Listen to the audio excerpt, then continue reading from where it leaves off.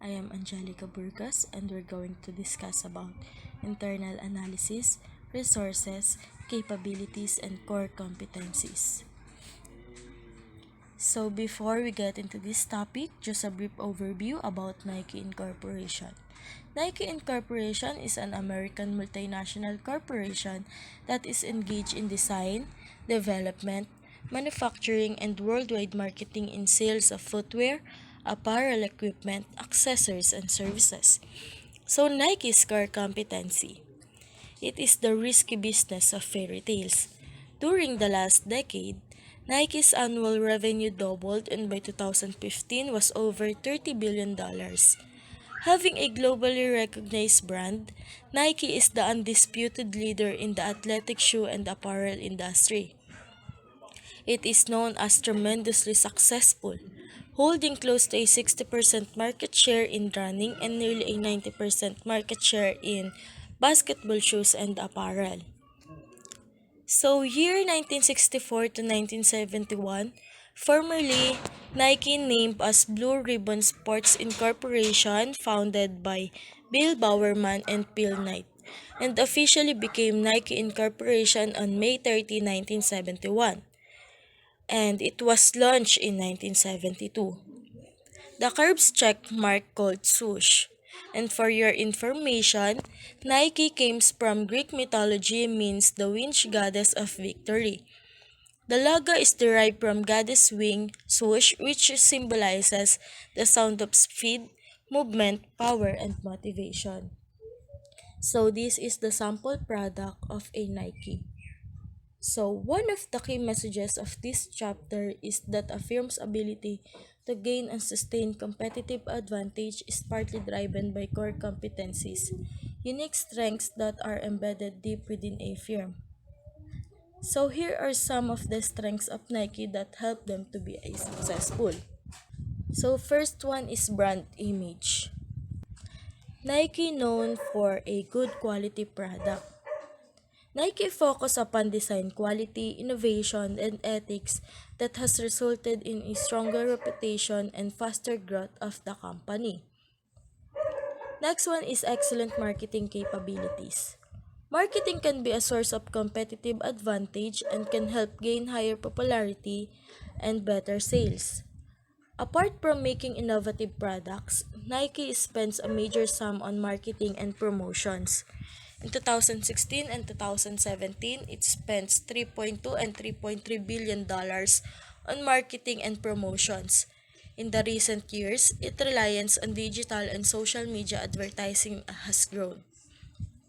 So because of investing a big amount to promote their product, it became popular in the whole world. Next is financial strength. Strong financial performance is also a key to strength for any brand in the 21st century. Nike's financial position in the US and global market is much stronger than its competitors.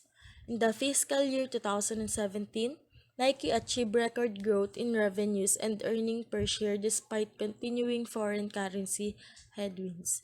Its revenue saw 6% growth every 2016, rising to $34.4 billion in 2017. Its net income also rose by 13% and diluted earnings per share by 16% to $2.51. And in fact, if we talk about the quality of product, Nike can really outperform other companies. Next one is international presence. Nike has expanded internationally fast. Its number of non-US retail stores grew to 758 in 2017. The total number of Nike brand factory store is now 642 and that of brand inline store is 71. Next one is large and well-managed supply chain and distribution network. A large and well-managed supply chain and distribution network can help a brand achieve outstanding results. Nike has a quiet, large, and well-managed supply chain and distribution network. It relies almost fully on independent manufacturers for the production and supply of its products. It has partnered more than 500 suppliers across 42 nations and has formed strategic partnerships with 363 apparel factories in 37 countries and 127 footwear factories in 15 countries. Asia has the highest number of Nike suppliers and very large number of them are in China, Indonesia, and Vietnam. So Nike is less about running shoes or sports apparel than about unlocking human potential. This is captured in Nike's mission to bring inspiration and innovation to every athlete in the world. And according to them, if you have a body, you are an athlete. So Nike's mission has three elements. The first one is inspiration, wherein as a consumer company, Nike has learned how to leverage marketing to generate and stimulate demand. Indeed, Nike spends billions of dollars each year to boost demand for their products.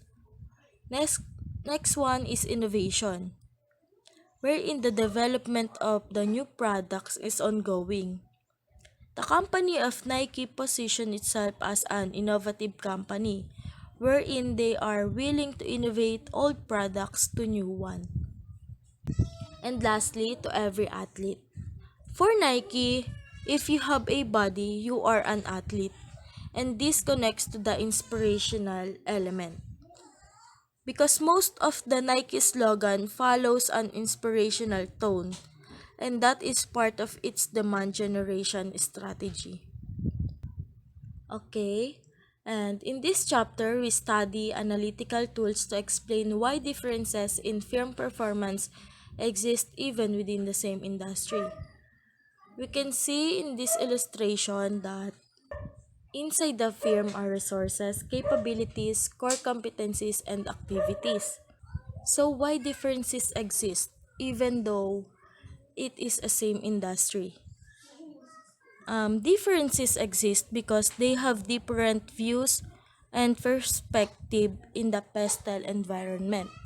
So pestle environment allows a company to form an impression of the factors that might impact new business or industry.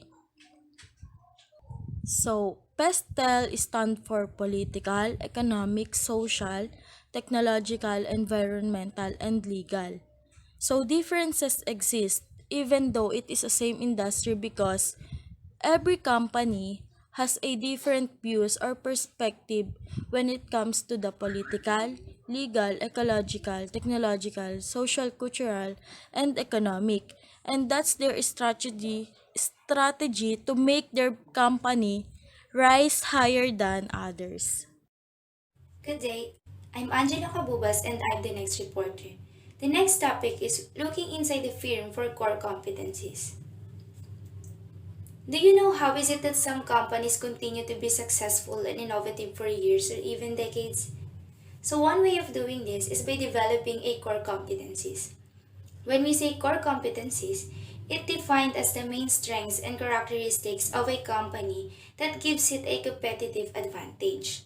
To ensure long-term growth and success of every organization, they should identify their core competence first. They must provide consumer benefits and strongly influence the consumer to purchase the product. Second, it should be difficult to competitors to imitate to allow the products remain unique in the marketplace. Third, it should be applicable to many products and markets. And here are some examples of companies and its core competencies. First is Amazon.com. It is the world's largest online retailer. Its core competencies is providing the largest selection of items online. Its application is expansion to cover most electronic media, digital downloads, tablet computers, as well as apparel, toys, electronic tools, etc., and also offering cloud computing services. Next is Apple Incorporation, that developing unique and innovative technology products including the Mac computer, iPad, iPhone, iTunes, Apple TV. And its core competencies is leveraging industrial design to integrate hardware and software in innovative and category-defining mobile devices that take the user's experience to a new level. Coca-Cola Company, leveraging one of the world's most recognized brand names into a diverse lineup of soft drinks and other beverages. Its application is Coke, Coke Zero, Diet Coke, Fanta, Fresca, Sprite, Dasani, Powerade, etc. Next is ExxonMobil. It is the world's largest publicly traded oil and gas company. Its core competency is discovering and exploring fossil fuel-based energy sources globally. Facebook. Facebook is offering online social networking services that connecting over billion social media users worldwide, and its application is newsfeed, timeline, and graph search. Next is General Electric Company. Its core competencies is designing and implementing efficient management processes, developing and training leaders, leveraging deep industrial engineering expertise. And its application is energy, healthcare, airplane, jet engines, and finance. Next is Google, delivering the world's most popular engine. Its core competencies is creating proprietary algorithms to develop software products and services for the internet and mobile computing. This includes platforms such as Gmail, Google Maps, etc. And there are also other companies such as Honda, IKEA, McKinsey, Netflix, Starbucks, Tesla Motors, and UPS. Next, core competencies are built through the interplay of resources and capabilities. When we say resources, these are the inputs to a firm in the production process. This can be human, financial, technological, physical, or organizational. While the capabilities, it is simply a collection of organizational and managerial skills, experience, and qualifications that your resources possess. Those skills are the elements that are used to generate a product or an output into goods and services. But if it lacks the capability to utilize those resources productively and effectively, then the firm cannot create core competency. So to make it easy to remember, when we say resources, it is refers to what an organization owns, and capabilities refers to what the organization can do. To help to sustain core competencies, a company should focus in resources on building and maintaining the skills that contribute to the competencies, and to create desirable products and services to achieve the competitive advantage. Next is resource-based view, a model that sees certain types of resources as key to superior firm performances. The benefits of taking a resource-based view is you will be able to focus on sustainable performance improvement through the development of resources and capabilities. And there are two categories of resources. These are tangible and intangible. When we say tangible, it is the resources that have physical attribute and are visible, that can be readily seen, touched, and quantified. While the intangible, it is the resources that do not have physical attributes and thus are invisible, that are difficult to see, to touch, or to quantify. These are the physical attributes of tangible, such as labor, capital, land, buildings, plant, equipment, supplies. In intangible, the no physical attributes include culture, knowledge, brand equity, reputation, intellectual property such as patents, copyrights, trademarks, and trade secrets. And again, an organizational core competency is an organization's strategic strength. And that's all. Thank you. So good day everyone. So I am Jean Cadalso, the third reporter that are going to discuss the two critical assumptions. So two assumptions are critical in the resource-based model. So the resource heterogeneity and resource immobility. So what does this mean? In the resource-based view, a firm is assumed to be a bundle of resources, capabilities, and competencies. So the first critical assumption is the resource heterogeneity. So is that bundles of resources, capabilities, and competencies differ across firms. So the insight that the resource-based view brings to strategy is that the resource bundles of firms competing in the same industry are unique to some extent and thus differ from one another. So heterogeneity is also called heterogeneous. So the first assumption is that skills, capabilities, and other resources that organizations possess differ from one company to another. So if organizations would have the same amount and mix of resources, they could not employ different strategies to outcompete each other. What one company would do, the other could simply follow and no competitive advantage could be achieved. So this is the scenario of perfect competition, yet real-world markets are far from perfectly competitive, and some companies, which are exposed to the same external and competitive forces, are able to implement different strategies and outperform each other. So therefore, resource-based view assumes that companies achieve competitive advantage by using their different bundles of resources. So the competition between Southwest Airlines and Alaska Airlines is a good example of how two companies that operate in the same industry and thus are exposed to the same external forces can achieve different organizational performance due to the difference in resources. So the second critical assumption is the resource immobility. Resource immobility is that resources tend to be sticky and don't move easily from firm to firm. Because of that stickiness, the resource differences that exist between firms are difficult to replicate and therefore can last for a long time. Resources are not mobile and do not move from company to company, at least in short run. Due to this immobility, companies cannot replicate rivals' resources and implement the same strategies. So intangible resources such as brand equity, processes, knowledge, or intellectual property are usually immobile. So what do these two assumptions mean? So if one firm has resources that are valuable and other firms don't, and if other firms can't imitate these resources without incurring high costs, then the firm possessing the valuable resources will likely gain a sustained competitive advantage.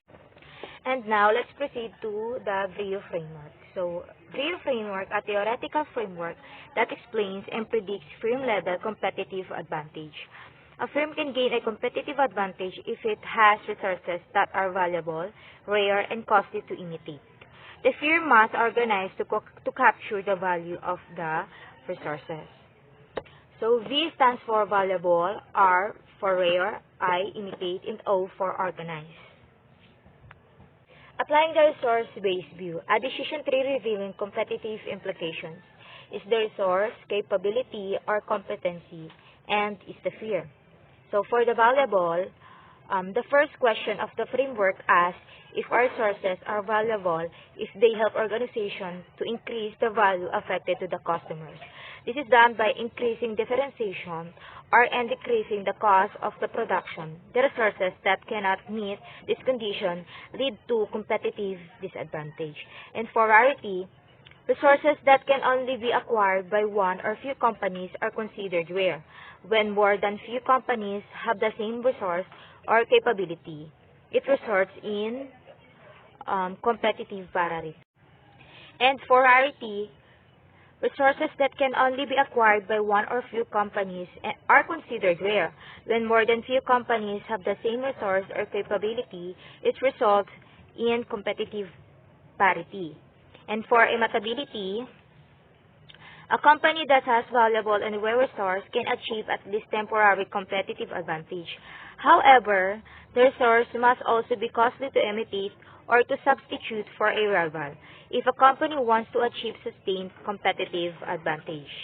And for organization, the resources itself do not confer any advantage for any company if it's not organized to capture the value from them. Only the firm that is capable to exploit the valuable, rare, and immutable resources can achieve sustained competitive advantage. And according to this model, a firm can gain and sustain a competitive advantage only when it has resources that satisfy all the VRIO criteria.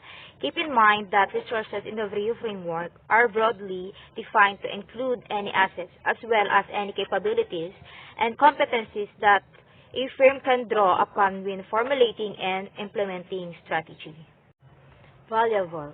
A resource is valuable if it helps a firm increase the perceived value of its product or service in the eyes of consumers. So, either by adding attractive features or by lowering price because the resource helps the firm lower its cost.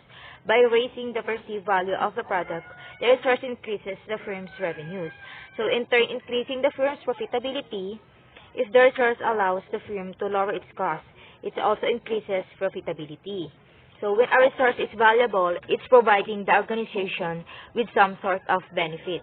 However, a resource that is valuable and doesn't fit into any of the other dimensions of the framework is not a competitive advantage. Rare. A resource is rare if only one or a few firms possess it. If the resource is common, it will result in perfect competition where no firm is able to maintain a competitive advantage.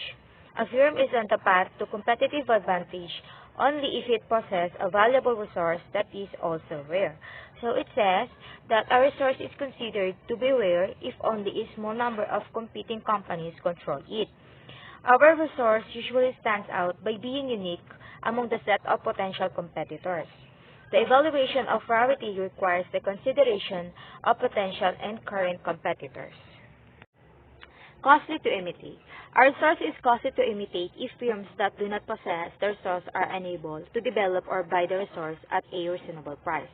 So if the resource in question is valuable, rare, and costly to imitate, then it is an internal strength and a core competency. If the firm's competitors fail to duplicate this strategy based on valuable, rare, and costly to imitate resource, then the firm can achieve a temporary competitive advantage. A firm that enjoys a competitive advantage, however, attracts significant attention from its competitors. The turn will attempt to negate a firm's resource advantage. A competing firm can succeed in this effort through directly imitating the resource in question, which is the direct imitation, or through working around it to provide a comparable production or service, or the substitution. So imitation occurs in two ways: direct duplication or substitution. So after observing other firms' competitive advantage, a firm can directly imitate the resource possessed by the innovative firm. If the cost to imitate is high, the competitive advantage will be sustained. Organize to capture value. The final criterion of whether a rare, valuable, and costly to imitate resource can form the basis of a sustained competitive advantage depends on the firm's ability to capture the resource's values, creating potential to fully exploit the competitive potential of its resources, capabilities, and competencies. A firm must be organized to capture value. That is, it must have in place an effective organizational structure and coordinating system. So, organized to capture value is one of the 4 key criteria in the VREO framework. The characteristic of having in place an effective organizational structure, processes, and systems to fully exploit the competitive potential of the firm's resources, capabilities, and competencies. An organization resource is organized to capture value only if it is supported by the processes, structure, and culture of the company. In summary, for a firm to gain and sustain a competitive advantage, its resources and capabilities need to interact in such a way as to create unique core competencies. Ultimately, though only a few competencies may turn out to be core competencies that fulfill the VREO requirements, a company cannot do everything equally well and must carve out a unique strategic position for itself in making necessary trade-offs. I'm girly Parinas, and I will discuss my topic about how to sustain a competitive advantage. The rise and fall of Groupon. After graduating with a degree in music from Northwestern University in 2003, Andrew Mason spent a couple of years working as a web designer for Chicago entrepreneur Eric Lefkowski.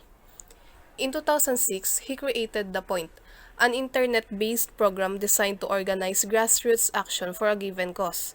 The Point enabled people to collaborate with one another to support a cause while allowing them to make a monetary donation to invest in it. Mason searched for a way to make a profit from The Point by exploring the concept of collective buying, a practice in which a group of customers pledges to purchase a product from a vendor, and the vendor in turn provides the product to the group at a reduced price. In 2008, the then 27-year-old founded and opened Groupon with Lefkowski. Groupon is a daily deal website that connects local retailers and other merchants to consumers by offering goods and services at a discount. Groupon profited from each sale by receiving up to 50% of the retail value of the product or service. In November 2010, Google Incorporation expressed interest in buying Groupon, offering approximately $600 billion. To the shock of many in the business community, Mason and his executives decided not to sell, stating that they wanted to retain Groupon as an independent business. In June 2011, Mason announced his plan to take the company public.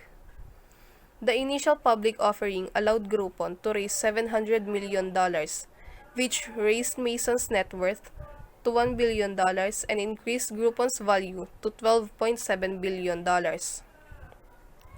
By August 2012, however, Groupon's stock had plummeted 75%, and in February 2013, Mason was ousted as CEO.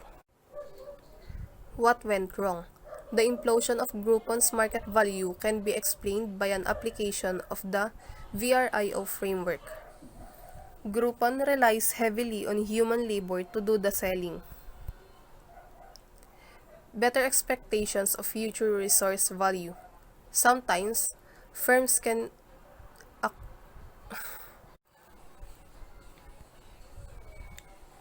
measured by Groupon's explosive growth from a few dozen workers to over 12,000, and it was operating in more than 150 US cities and more than 40 countries. Groupon is one of the most successful recent internet startups. What went wrong? The implosion of Groupon's market value can be explained by an application of the VRIO framework. Groupon relies heavily on human labor to do the selling.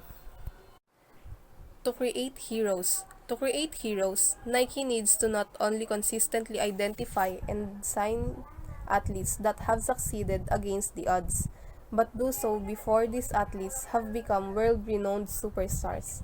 Like Tiger Woods, who has been using Nike products since he was a kid and was only offered an endorsement by Nike after becoming a well-known golf player. Path dependence, a situation in which the options one faces in the current situation are limited by decisions made in the past. So, hi, my name is Recaña. My topic is all about strategy, highlight causal ambiguity, social complexity, dynamic capabilities, perspective, and bathtub metaphor. The first one is causal ambiguity, a situation in which the cause and effect of a phenomenon are not readily apparent. Causal ambiguity means it is the situation where it is hard or even impossible to relate the consequence or effect of the phenomenon to its initial state. When we say phenomenon, means it is a fact or situation that is observed to exist or happen. Ambiguity means quality or state of being ambiguous.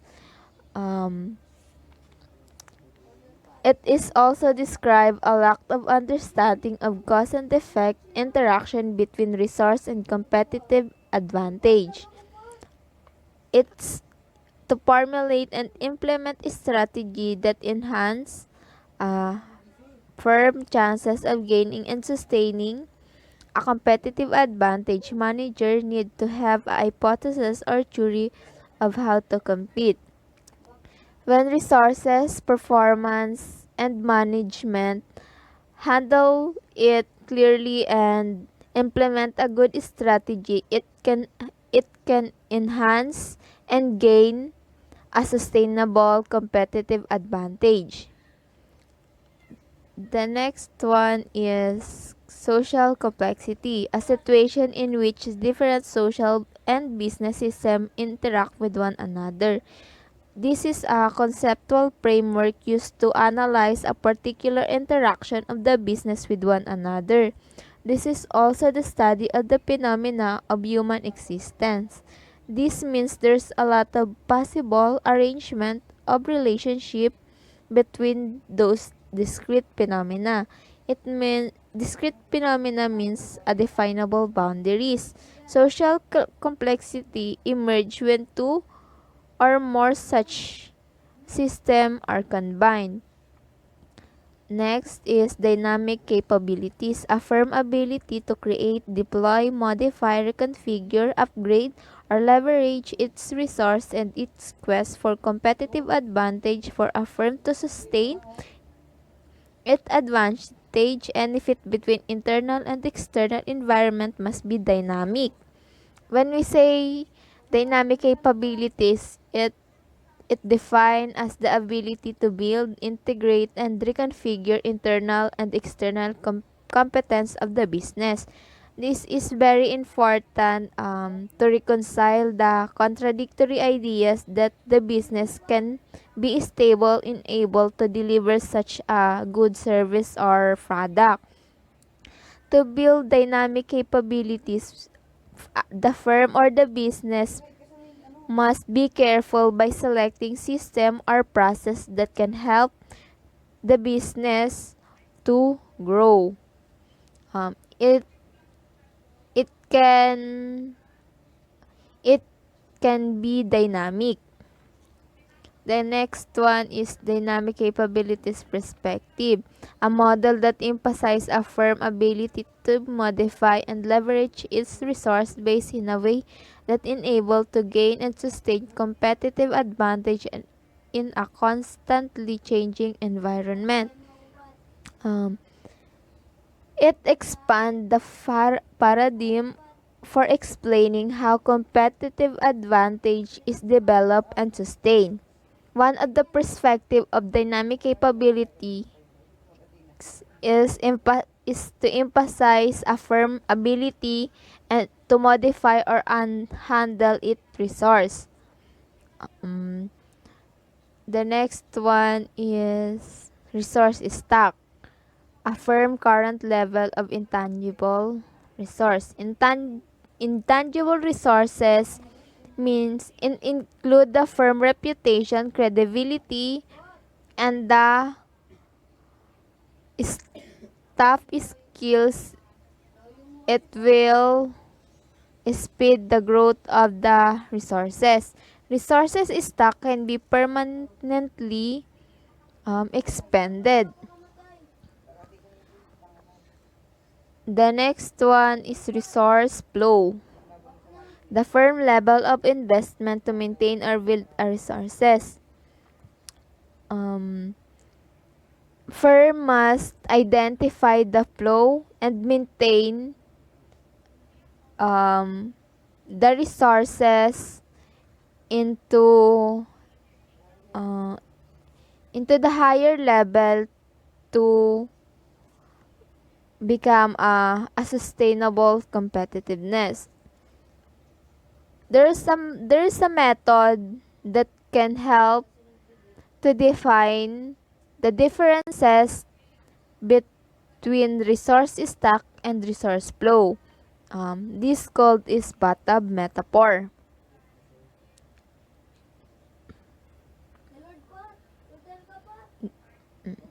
Bathtub metaphor, it's a widespread analogy used to explain the behavior or accumulating asset. It it illustrates the resources and the flow of of a firm.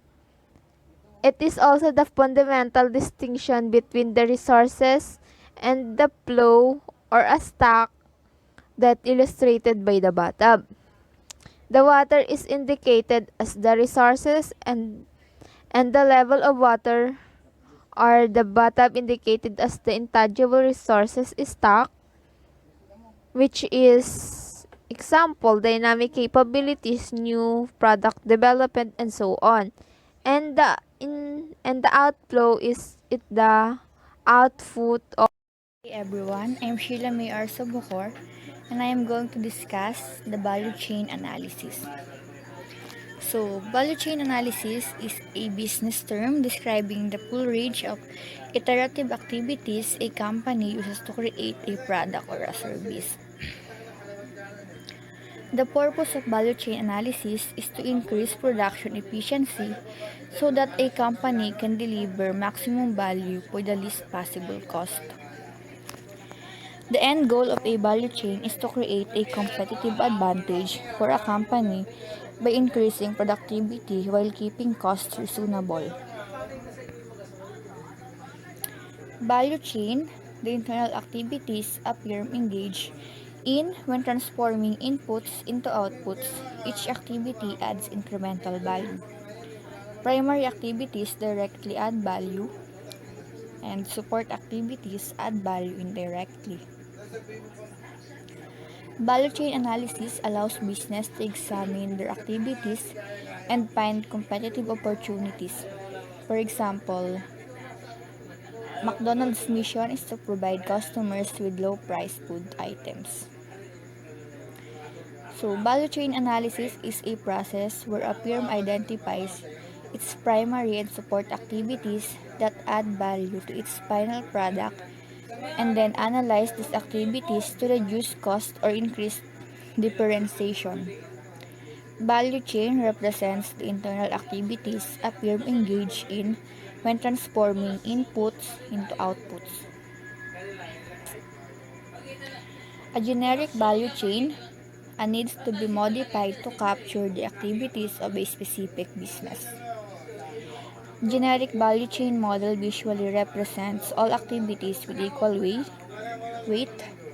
However, value chain analysis emphasizes the real needs of the company.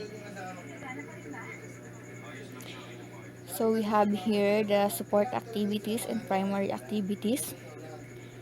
Wherein support activities have research and development. So this includes activities that companies undertake to innovate and introduce new products and services. It is upper the first stage in the development process. The goal is typically to take new products and services to market and add to the company's bottom line. Next, information systems. From a business perspective, an information system is an important instrument for creating value for the firm. Information systems enable the firm to increase its revenue or decrease its cost by providing information that helps managers make better decisions or that improves the execution of business processes. Next, we have human resources. The HR value chain is a tool that shows how HR adds value to organizational goals.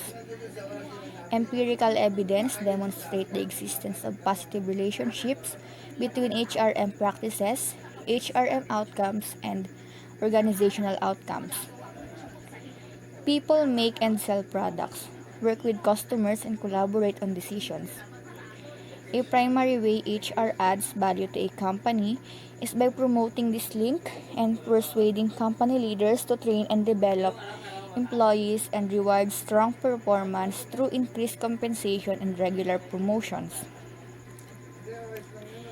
Next is accounting and finance. The value chain is the process of business functions that add value to the customer user of a particular product. Each of these processes involves costs that need to be incorporated into the price of the product or service. Managerial accounting is a component in many of these processes. Last, for support activities is the firm infrastructure, including processes, policies, and procedures.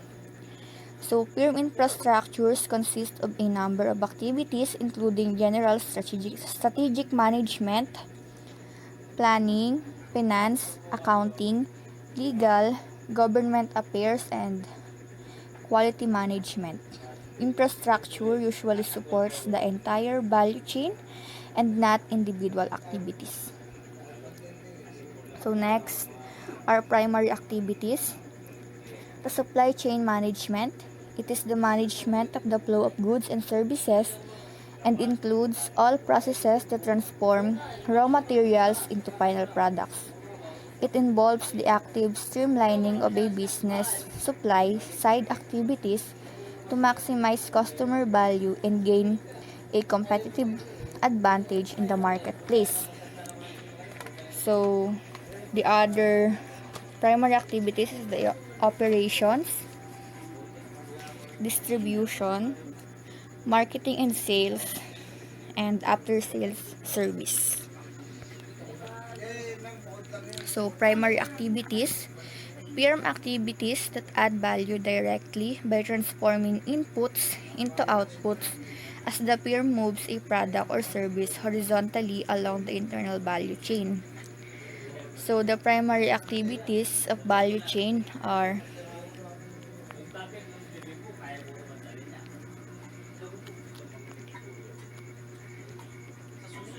supply chain management, operations, distribution, marketing and sales, after sales service. So, the goal of the 5 sets of activities is to create value that exceeds the cost of conducting that activity, therefore generating a higher profit. Next, support activities. Firm activities that add value indirectly but are necessary to sustain primary activities. So, support activities refer to the activities in a firm that assist the firm as a whole by providing infrastructure or input that allow the primary activities to take place on an ongoing basis. This term is sometimes called staff or overhead functions. So, let's move on to SWOT analysis.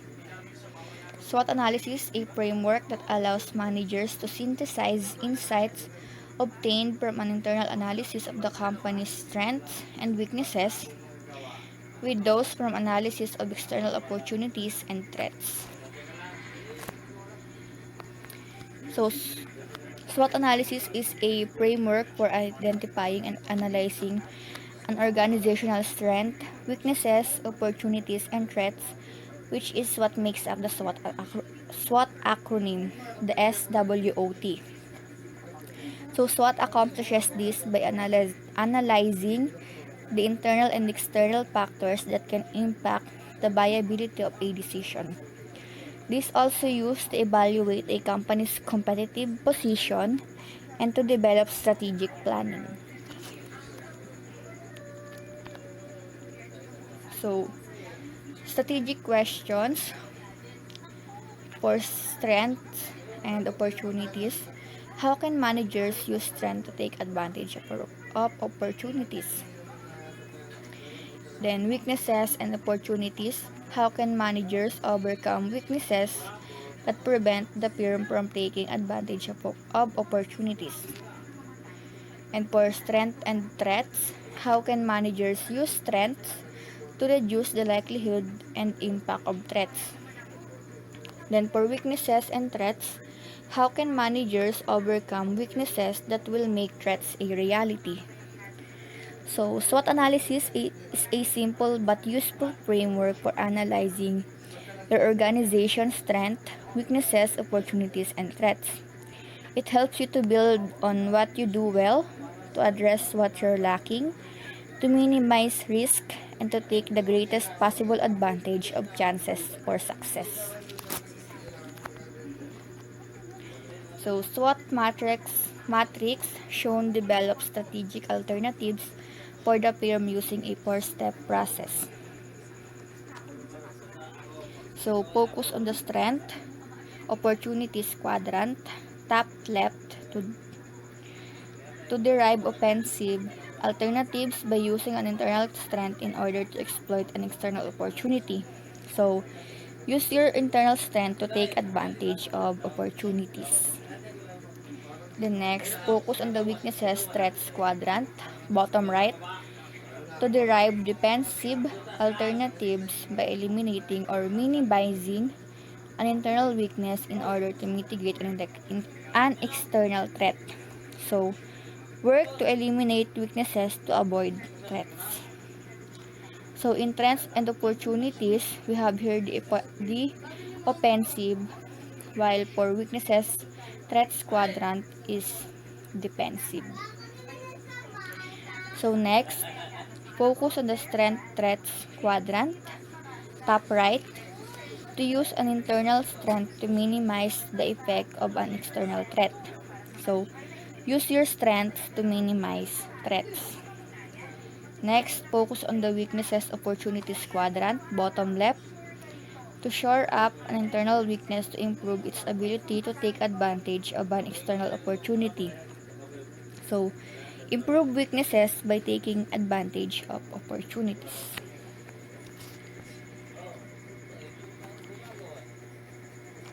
So, we have here a strength, weaknesses, opportunities, and threats.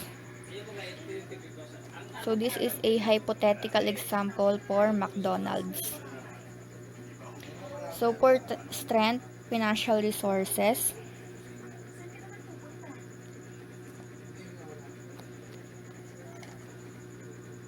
Then next is brand name.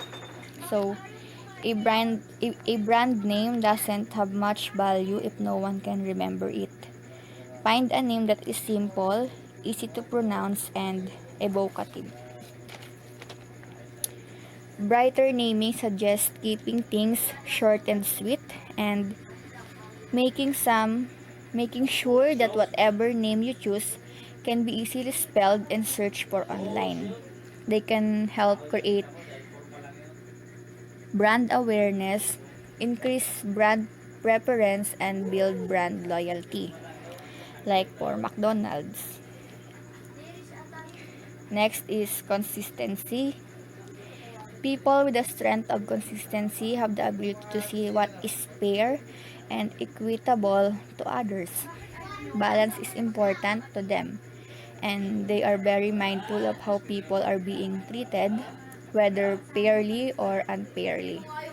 Although they may not verbally express what they observe, they see it and remember it. So next is weaknesses, market share decline. So a weakness is a limitation or fault in your company or marketing plan that prevents it from achieving its goals. So these weaknesses are internal considerations or vulnerabilities that can lead to diminished revenue or the outright failure of your enterprise. So, the second is the dependence on fried foods on menu. So, next is the opportunities. So, growth in emerging economies. So, emerging markets are attractive because they tend to grow faster than their developed counterparts. Since then, investors have looked elsewhere to reap the gains that Western markets used to offer and continue to do so.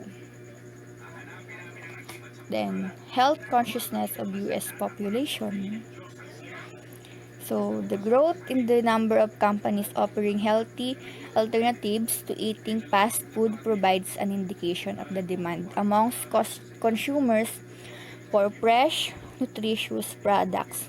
A gap in the market which several companies in Ireland are only too happy to fill. So, when McDonald's, the traditional home of fast food such as burgers, fries, and soft drinks, recently introduced a range of healthy alternatives to its menu, it seemed to signify a significant change in its marketing strategy. Along with the more traditional staples of its menu, the company decided to offer salads and fresh fruit as well. So in threats, we have here the possible increase in minimum wage, and then popularity of easy to prepare grocery items. So some of us is prefer to have the easy to prepare grocery items than to come to the McDonald's branch. Then, SWOT analysis is a widely used management framework. However, a word of caution is in order. A problem with this framework is that a strength can also be a weakness, and that an opportunity can also simultaneously be a threat. So, SWOT analysis is a very commonly used strategic framework in business. A SWOT analysis has two key purposes: to help a company to determine its strategic goals, to provide the foundation for developing a strategy. SWOT analysis is a framework used to evaluate a company's competitive position and to develop strategic planning. Companies should use it as a guide and not necessarily as a prescription. Then, SWOT analysis, an effective management tool. The strategist must first conduct a thorough external and internal analysis. So, a SWOT is a planning tool used to understand the strengths, weaknesses, opportunities, and threats involved in a project or in a business. It involves specifying the objective of the business or project and identifying the internal and external factors that are supportive or unfavorable to achieving that objective.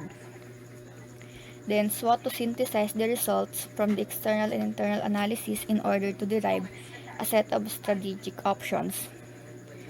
A SWOT analysis can help you identify opportunities that your business could take advantage of to make greater profits. Conducting a SWOT analysis will help you understand the internal factors, your business strengths and weaknesses that will influence your ability to take advantage of a new opportunity.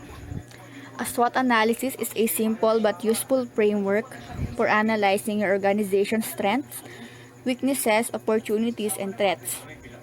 It helps you to build on what you do well, to address what you're lacking, to minimize risk, and to take the greatest possible advantage of chances for success. The next,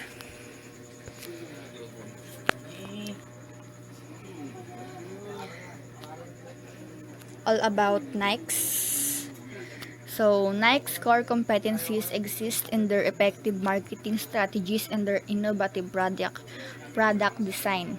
So, these two elements provide much value and benefits to Nike's consumers, are not easy for competitions to imitate, and can be leveraged widely to most of their products and markets. So, that's all for the value chain analysis. Thank you.